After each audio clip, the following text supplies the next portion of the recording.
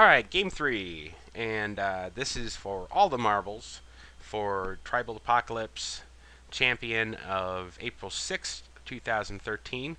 Nagarjuna mulling to 5 because, hey, why not? He's mulled to 5 every... Oh, mulls to 4. 4 can still be a winning hand. And maybe he's thinking back to game 1 where he kept a 5 that didn't really do anything and lost, and he figured why not take a shot on mulling to 4. Nagarjuna on Reanimator Slug on 3-color Spellshapers.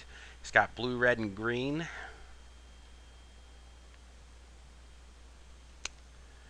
And we're going to see a Brainstorm right away from Slug. Going to see what he can find. So probably not an Entomb, Exhume kind of hand from Nagarjuna, or he would have done that in lieu of playing the Drainpipe Vermin. He may have a fatty in his hand that he can use the Vermin to discard if he wants to go that way.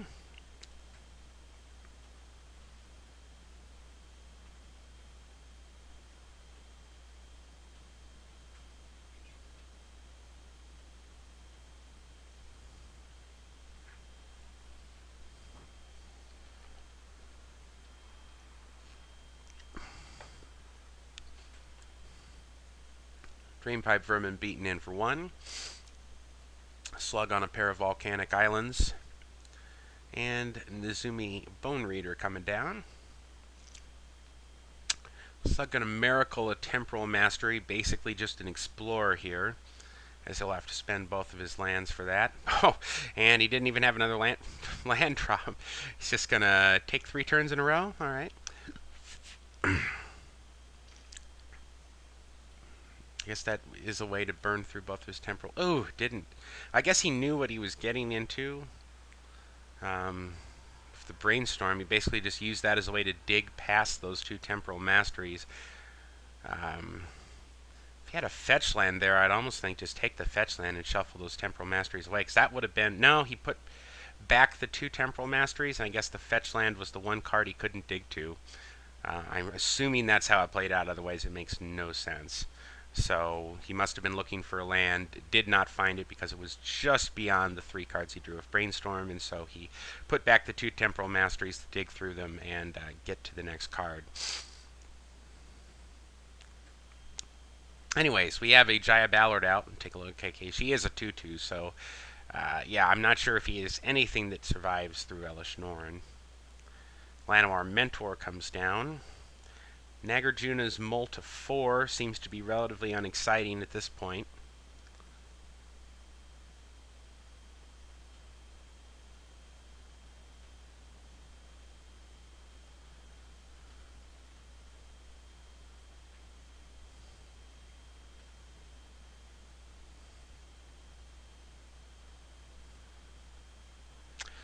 And we're beaten in with rats. He may have a fatty in hand to discard and be hoping the Drainpipe Vermin dies. Of course, he could always use this guy to do that anyways.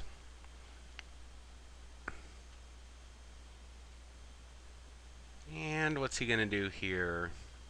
Use this on himself, use this on his opponent, because he may as well just use this black to sacrifice his own guy. And if he feels like it, he can go sacrifice both. Nope. Not going to do anything there. Alright. Well, Jaya Ballard is going to be a tough nut to crack unless he has some kind of reanimation here. Oh, he's got another one. Alright.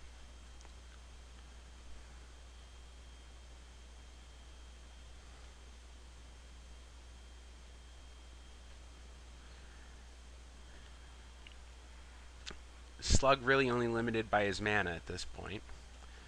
Alright, he's going to sack that off to discard something for himself. Of course, he could have done this at instant speed. I don't know why he's doing it right now on his own turn.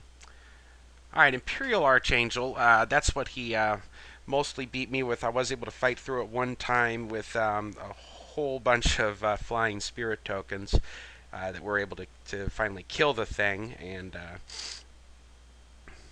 finish it off. But It having Shroud makes it very difficult to deal with. And also the 8 toughness puts it just outside of the Inferno ability. Oh, I'm sorry, the Inferno is 6, not 7. It's been a long time since 1994, kids. 6 damage, not 7. 7 is the converted mana cost. Know your cards from the dark. The Dark was the expansion which was actually on sale when I started playing. You could get boosters of the Dark, and if you were lucky, boosters of Revised, but you'd have to drive around town a little bit to find boosters of Revised, because even that summer it was short printed.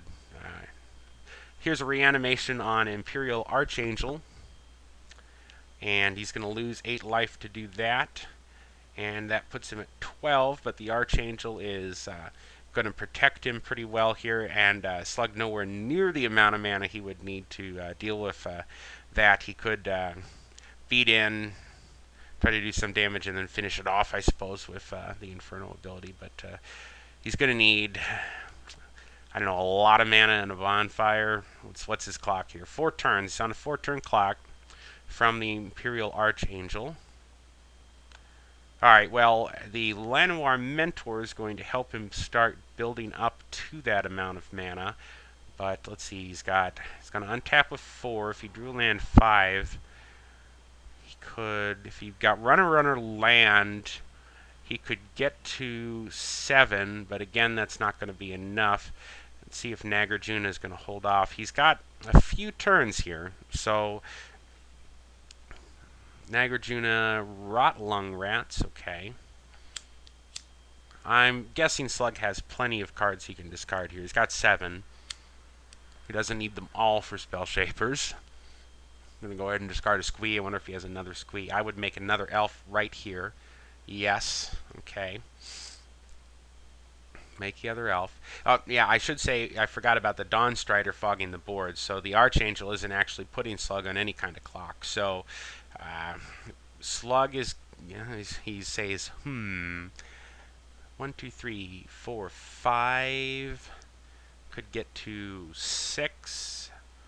Next turn, still not enough. He's looking to get to a board where he can bonfire to take out the Archangel. Alternatively, he can beat in and try to do enough damage that he can then finish it with the Inferno ability, but that's not what I would be doing. That's going to be difficult to set up without, he's going to need much bigger board presence than he's got. So Bonfire looks to be the out. He's got a bit to Bonfire for 8, so that's miracling it with 9 mana. 1, 2, 3, 4, 5, yeah, okay. Alright, he's going to take out the chump blockers, which is probably, because that way it starts to open up that possibility that he could swing in, do a couple incidental damage to it, and then Inferno it away. Now, at any point here, if Nagarjuna can land an Elesh Norn, that should seal up the game, because Slug's mana is all based off of these Llanowar Elf tokens that he's made with the Llanowar Mentor. I love how it actually makes tokens with Llanowar Elf art. I could wish that it made old art from Alpha, which the old art is terrible, but old fogies like me love to see the old art. Slug does not seem pleased with whatever turn of events there is. That new Nezumi Bone Reader for some reason. Oh, he's got an Elish pitched to the yard here. So that is what is... Nagarjuna just needs to rip a reanimation spell. No telling how many he's got, but I know he's got Exhume, he's got Reanimate, and he's got... what else? Animate Dead. Now, if Slug went to the Dome here a couple of times, he would get... If he'd gone to the Dome right here, he could have got Nagarjuna to 9, and then he could have got him to 6. That would have cut out Reanimate as an option for bringing back the Elesh Norn. So that might have been the correct play here, instead of picking off the little guys just to go to the Dome with Jaya Ballard, because right now he can only get him to 9 in response to a Reanimate. If he could have got him to 9 here, then he could have always kept this open, and then Nagarjuna couldn't reanimate because he could just die in response. Chandra Blaze. All right. Okay, okay. Yeah, now there we... Well, okay. He's not got enough mana. He can get him to 8. Nagarjuna says, come on top deck. All right, get Nagarjuna to... No, because that's going to put it to... That's right. That's right. I'm forgetting there that it's putting all the damage to the Imperial Archangel. So he couldn't have actually gone to the dome here and got him within... Ugh. What is he...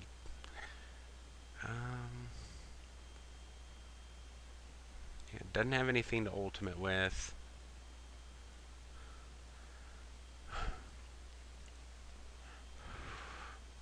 So let's see. If Nagarjuna bricks again, we've got Chandra 4, Jaya 3. If that was all sent to the dome, puts Archangel to 1 left.